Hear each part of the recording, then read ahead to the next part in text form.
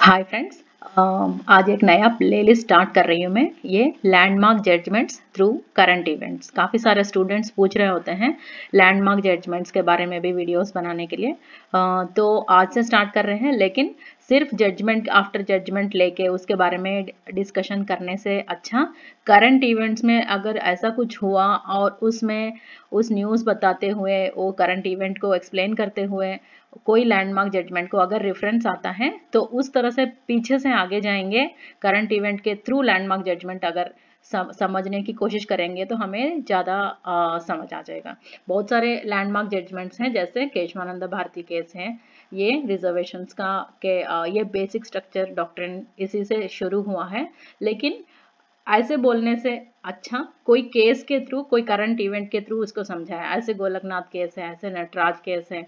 ये प्रमोशंस में रिजर्वेशन होना चाहिए, नहीं होना चाहिए। जब भी कोई प्रमोशन में रिजर्वेशन के बारे में सुप्रीम कोर्ट का कोई जजमेंट नया सा आए, उसमें नटराज केस को रिफर करते हैं, तब हम उसको समझेंगे। ऐसे ही एक गोपालन केस है, ऐसे काफ़ी सारे केसेस हैं। तो आज हम एक न्यूज़ है, उस न्यूज़ के थ्रू कुछ इम्पॉर्टेंट जजमेंट्स को समझने की कोशिश करेंगे, तो हम भूलेंगे नहीं। इस तरह से न्यूज़ के थ्रू सीखेंगे। तो न्यूज़ क्या है? Controversy with collegium system in judiciary. तो ऐसा क्या कंट्रोवर्सी आ गया इस कोलेजियम सिस्टम से, और ये कोलेजियम सिस्टम है क्या जुडिशरी का, देखते हैं। कंट्रोवर्सी क्या है? इन दिसंबर 2018 कोलेजियम मतलब चीफ जस्टिस ऑफ इंडिया और 4 सीनियर मोस्ट जजेस, इन पांचों को मिला के कोलेजियम बोलते हैं। ये लोग जजेस के अपॉइंटमेंट के सेलेक्ट करके कुछ जजेस को वो रिकमेंडेशन गवर्नमेंट को भेजते हैं। फिर अगर गवर्नमेंट ओके है, प्रेसिडेंट को भेजती है, और प्रेसिडेंट की तरफ से अपॉइंटमेंट हो जाता है सुप्रीम कोर्ट के जजेस के लिए या हाई कोर्ट के जजेस के लिए। So, in December 2018, the Collegium decided to recommend the elevation of 2 judges for Supreme Court, and later in January 2019, मतलब एक ही महीने में, दिसंबर 2000 पिछले महीने ने क्या किया, 2 जजेस का एलिवेशन रिकमेंड किया कोलेजियम ने। ये वाला न्यूज़ आया था। लेकिन एक महीने के बाद, विंटर हॉलीडेज पूरे होने के बाद, without giving any proper reason, it dropped those 2 जजेस एंड रिकमेंडेड 2 अदर जजेस। सो पहले के 2 जजेस का डिसीजन रिकमेंड, उनको एलिवेट करने का डिसीजन को पीछे ले लिया, विथड्रॉ कर लिया, और 2 अदर जजेस और दूसरे 2 जजेस को रिकमेंड किया। गवर्नमेंट ने ओके भी कर लिया, प्रेसिडेंट ने अपना स्टैम्प भी दे दिया, और वो दोनों जजेस का एलिवेशन हो भी गया आज के दिन 22 जनवरी 2019 पे। तो ये कंट्रोवर्सी है। तो ये सब हुआ कैसे? इस कोलेजियम डिसाइड कैसे करती है किसको रिकमेंड करना है, किसको नहीं करना है? सिर्फ सीनियरिटी से करना है, मेरिट से करना है? ये लोग कहते हैं कि अभी जो नया 2 जजेस को किया, उनमें से एक जज जूनियर थे, उनके ऊपर 32 जजेस थे सीनियरिटी में। तो कोलेजियम का कहना है कि सिर्फ सीनियरिटी नहीं, मेरिट भी देखा जाता है। लेकिन मेरिट का डेफिनेशन कहीं भी नहीं है, और मेरिट का क्राइटेरिया कहीं भी नहीं है। तो ये सीक्रेसी हो जाता है, इसके बारे में जनरल पब्लिक को कुछ नहीं पता होता है कि ये डिसीजंस हुआ कैसे हैं। सो कोलेजियम सिस्टम किसके लिए है? फॉर जजेस अपॉइंटमेंट। सो जजेस अपॉइंटमेंट, ये कोलेजियम वाला वर्ड कॉन्स्टिट्यूशन में है क्या? नहीं है। लेकिन ये जजेस अपॉइंटमेंट के बारे में कुछ है, कॉन्स्टिट्यूशन में है। ये आर्टिकल 124 में सुप्रीम कोर्ट के जजेस के अपॉइंटमेंट के बारे में है। आर्टिकल 217 में हाई कोर्ट के जजेस के बारे में है। उसमें बाकी सब कुछ, बाकी बहुत कुछ है, कैसे करते हैं, कैसे सेलेक्ट करते हैं, अपॉइंट कैसे करते हैं। लेकिन एक वर्ड है कंसल्टेशन। देखिए, एवरी जज of the supreme court shall be appointed by the president. तो कौन अपॉइंट करते हैं? President. By warrant under his hand and seal, after consultation with such of the judges of the Supreme Court and of the high courts in the state as the president may deem necessary for the purpose। तो इसमें ये कहा जा रहा है कि president appoint करते हैं, लेकिन after consultation with supreme court जजेस एंड अगर जरूरत पड़े तो हाई कोर्ट जजेस। तो ये कंसल्टेशन के वर्ड से, कंसल्टेशन कैसे करें, इस वर्ड से कोलेजियम वाला वर्ड निकल के आए हैं। ऐसे ही आर्टिकल 217 में जो स्टेट जजेस के बारे में है, हाई कोर्ट जजेस का, उसमें भी उसी तरह से लिखा है कि कंसल्टेशन होना चाहिए चीफ जस्टिस से और गवर्नर ऑफ स्टेट से भी। सो ये कंसल्टेशन वर्ड से आई है, लेकिन एग्जैक्टली ये कॉलेजियम वाला word, so the word collegium is not in the constitution of India. तो एक कॉलेजियम सिस्टम कहाँ से, so from where this collegium system came then, तो आया कहाँ से है ये देखते हैं। और भी दो क्वेश्चंस हैं इसमें हमें समझने के लिए, वेदर एग्जीक्यूटिव इज प्राइमरी और द जुडिशरी। एग्जीक्यूटिव, जुडिशरी और लेजिस्लेचर ये थ्री पिलर्स हैं डेमोक्रेसी का, ये हम जानते हैं। तो एग्जीक्यूटिव और जुडिशरी में दोनों में सुप्रीम कौन है, तो ये भी एक क्वेश्चन है, हमेशा आता रहता है। Who should take a final call in appointing judges? जजेस को अपॉइंट करने के टाइम लास्ट डिसीजन किसका होना चाहिए, तो जजेस के बारे में जजेस को पता होता है, हमें ही होना चाहिए, ये जजेस कहते हैं। और हम एग्जीक्यूटिव हैं, हमें होना चाहिए, एग्जीक्यूटिव कहती है। तो ये सारे क्वेश्चंस का आंसर्स का एक बैकग्राउंड स्टोरी है। वो क्या है, 1981 तक, till 1981 president use to consult. So consultation है कॉन्स्टिट्यूशन में, इसलिए कंसल्ट करते थे, consult judiciary, but this consultation was not mandatory. तो उस टाइम तक कंसल्टेशन तो करते थे, लेकिन उनके कंसल्टेशन किया नहीं किया और करने के बाद भी माना नहीं माना, ये सब जरूरी नहीं था, मैंडेटरी नहीं था। तो उसके बाद 1981 में एक केस आया, फर्स्ट जजेस केस। इसको SP Gupta versus union of India भी कहते हैं। इसमें मेनली ये बोला गया कि executive is not mandated to follow the recommendations given by the judiciary. तो जुडिशरी का रिकमेंडेशंस लेते हैं एग्जीक्यूटिव, मतलब देते हैं, लेकिन फॉलो करना जरूरी नहीं है। ये फर्स्ट जजेस केस है, एसपी गुप्ता केस ऐसा इंपॉर्टेंट है, इससे ज्यादा इंपॉर्टेंस इसका नहीं है। तो इतना याद करें, एग्जाम्स के लिए इतना काफी है। उसके बाद सेकेंड जजेस केस आ गया, ये है supreme court advocates on record association case, 1993 का है। इसमें एग्जैक्टली इसका अपोजिट बताया गया, executive should generally follow the recommendations of the judiciary but can say no if there are any cogent reasons. ये यहाँ बोला कि जरूरी नहीं है रिकमेंडेशन को फॉलो करना जुडिशरी का, यहाँ बोला कि नॉर्मली फॉलो करना चाहिए रिकमेंडेशन को, लेकिन अगर नहीं करते हैं तो कोई रीजन, स्ट्रॉन्ग रीजन होना चाहिए। तो यहाँ बोला गया कि जुडिशरी को कंसल्ट, मतलब जुडिशरी मतलब सिर्फ चीफ जस्टिस नहीं है, कॉलेजियम है, collegium should be consulted chief justice of India plus 2 senior most जजेस। ये बात सेकंड जजेस केस में बताया। सो ये कॉलेजियम मतलब ग्रुप ऑफ जजेस है ना, ये वर्ड यहाँ शुरू हुआ। उसके बाद थर्ड जजेस केस 1998, इसमें एक इसको प्रेसिडेंशियल रेफरेंस केस भी बोलते हैं।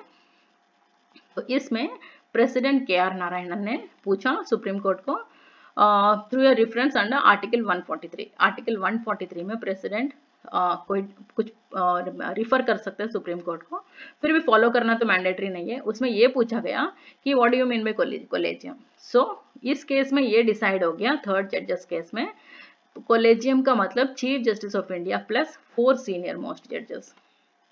तो ये भी डिसाइड हुआ, recommendation should be in writing and if any two judges say no then recommendation cannot be sent to the executive। ये सब इस थर्ड जजेस केस में डिसाइड हो गया।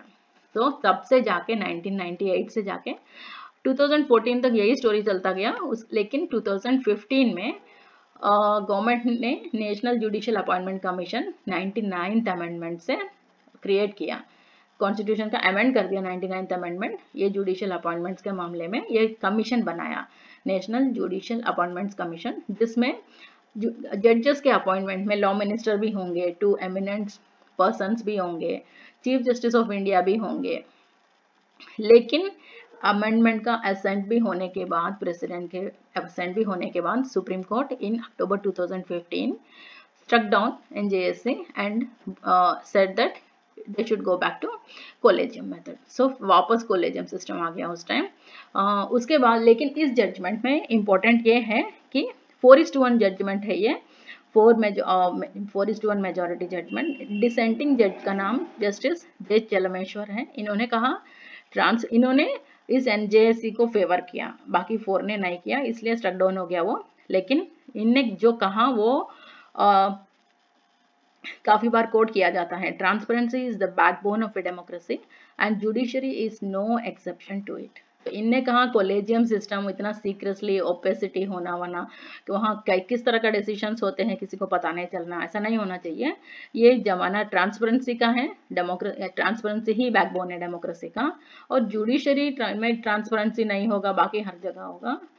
जुडिशरी को एक्सेप्ट कीजिए, एक्सेप्शनल है ऐसा नहीं है, जुडिशरी में भी ट्रांसपेरेंसी होना चाहिए। अपॉइंटमेंट्स इस एनजेएसी के थ्रू होने में कोई आफत नहीं है ये कहा। लेकिन उनका 4:1 में 1 डिसीजन हो गया, माइनॉरिटी डिसीजन, सो वो नहीं चला। उसके बाद after 2015 there is a deadlock, government और जुडिशरी के बीच में डेडलॉक था, अपॉइंटमेंट्स हो ही नहीं रहते। किस बात पे कि इस कॉलेजियम सिस्टम में जो भी होता है एक तरीका होना चाहिए, एक प्रोसीजर होना चाहिए। उस प्रोसीजर में क्या क्या होना चाहिए, कैसे क्या क्या क्वेश्चंस का आंसर होना चाहिए।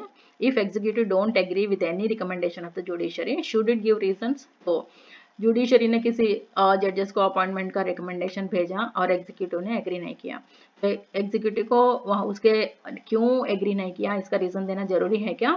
ऐसे ही if executive want to elevate any junior जज शुड इट गिव रीजंस। तो सीनियरिटी नहीं, मेरिट भी देखा जाता है, सिर्फ सीनियरिटी नहीं, ऐसे कहती है जुडिशरी एलिवेशन के लिए। तो ऐसा कभी कोई बहुत सारा जूनियर जज को एलिवेट करते हैं जैसे अभी वाले कंट्रोवर्सी में किया, तो रीजन देना जरूरी है क्या, क्यों इतने जूनियर जज में ऐसे क्या खूबियां हैं इनको कर रहे हैं, और इनके ऊपर जितने भी सीनियर्स हैं उनमें क्या खामियां हैं, इसका कोई रीजन देना जरूरी है क्या। ये सारे क्वेश्चंस का आंसर इस मेमोरेंडम ऑफ प्रोसीजर के थ्रू होना चाहिए, लेकिन नहीं हो रहा था। वाइल रिकमेंडिंग ए जूरिस्ट, कभी कभी जूरिस्ट को भी कर सकते हैं, ऐसा कॉन्स्टिट्यूशन में है सुप्रीम कोर्ट में एलिवेट करने के लिए। So while recommending a jurist, should the judiciary give reasons or not? So इन सब पर्टिकुलर को क्यों किया, इसका रीजंस देना है क्या। तो इन सब के आंसर्स नहीं मिल रहे थे, इसका डेडलॉक हो गया। उसके बाद now to come out of the standstill, to speed the justice system, again appointments started। फिर से कैसे न कैसे अपॉइंटमेंट स्टार्ट हो गया इसी कोलिजियम सिस्टम में। अभी जो क्रिटिसिज्म कर रहे हैं कोलिजियम सिस्टम का, मेनली क्रिटिसिज्म क्या है, जजेस आर रिकमेंडिंग जजेस एंड जजेस आर अपॉइंटिंग जजेस। जजेस ही रिकमेंड कर रहे हैं, कोई जूनियर जज को भी कर रहे हैं, कभी कभी बिल्कुल सीनियरिटी देख रहे हैं, कभी कभी बोलते हैं मेरिट देख रहे हैं, और मेरिट का क्या मीनिंग है वो खुद ही जानते हैं, किसी को ओपन नहीं करते हैं। तो इसमें काफी सारे प्रॉब्लम्स आ रहे थे। इसमें क्या डाउट्स हो सकते हैं कि लोगों के पब्लिक के मन में कि इसमें नेपोटिज्म है, मतलब अंकल जज सिंड्रोम बोलते हैं, हमारा कोई अंकल जज है तो हमको वो रिकमेंड कर सकते हैं, इन्फ्लुएंस कर सकते हैं हमको बनने में। और सीनियरिटी और merit, but what is the criteria for merit. तो सीनियरिटी है, मेरिट है, क्राइटेरिया क्या है मेरिट का। तो उसके बाद जस्टिस जलमेश्वर ने यही रिपीट हुआ यहाँ, justice Chelameswar in is dissenting judgement say transparency is the backbone of democracy and judiciary is not an exception to it. ये जस्टिस जलमेश्वर का याद रखना जरूरी है। उसके बाद उनने कहा कि एनजेएसी जो है it will act as checks and balancing factor.